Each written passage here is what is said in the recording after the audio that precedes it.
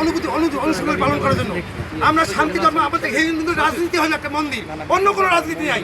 আমরা চাই যাতে আমাদের ধর্মকে, উপাসনাকে শান্তিভাবে সুষ্ঠুভাবে স্থাপন করতে পারি, প্রার্থনা সেইভাবে। কিন্তু কেন আমাদের ধর্মের উপর, আমাদের হিন্দুদের উপর, আমাদের মন্দিরে আঘাত করবে, সেই বিচার বাংলাদেশের আমি এই সরকারের কাছে চাই। এবং প্রতিটি মন্ত্রীর কাছে আমি আবেদন রইল, প্রতিটি সমাজের কাছে আবেদন রইল, কেন আমরা সংখ্যালঘু মনে করে আমাদেরকে এই অত্যাচার করে, সেই বিচার সুষ্ঠুভাবে চাই। এবং যারা এই উস্কানিমূলক ঘটনা, যারা এই অপবাদটি করছে, তাদের অতি শীঘ্রই বিচার করে গ্রেপ্তার করা হোক।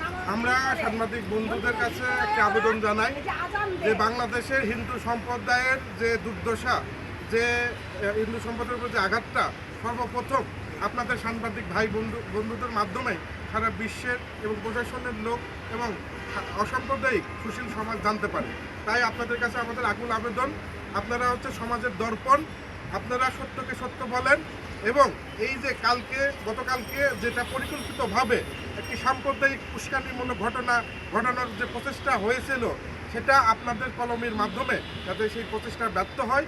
এবং গতকালকে যারা যে দলবদ্ধভাবে উগ্রবাদীরা একটি উদ্দেশ্যকে সাধন করার জন্য এই খিলক্ষেতে হিন্দু মুসলিম যে সাম্প্রদায়িক সম্পত্তি নষ্ট করার জন্য পরিকল্পিতভাবে যে দুষ্কৃতিকারীরা হিন্দু সম্প্রদায়কে যে হুমকি দিয়েছে এবং তাদেরকে মৃত্যুর এই মন্দির কমিটি সহ মন্দির উচ্ছেদ করার যে হুমকি দিয়েছে, তাদেরকে হত্যার হুমকি দিয়েছে, এটা আমরা সুষ্ঠু বিচার চাই।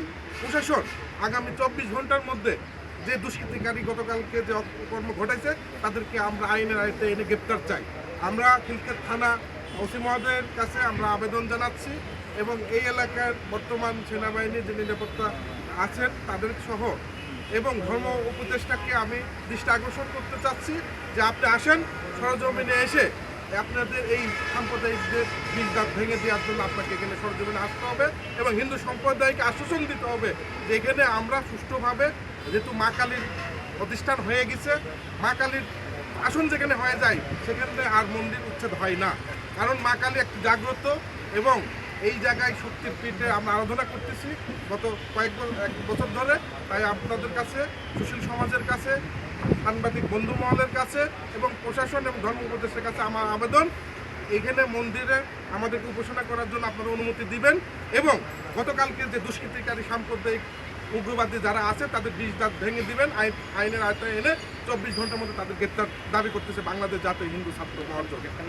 আর গ্রেপ্তার যদি না হয় তাহলে বাংলাদেশ জাতীয় হিন্দু মহাজোটের উদ্যোগে সারা বাংলাদেশে বিক্ষোভ, মানববন্ধন, আমরা বিভিন্ন কর্মসূচি গ্রহণ করতে বাধ্য হব। আপনি কি এই কমিটিতে আছেন?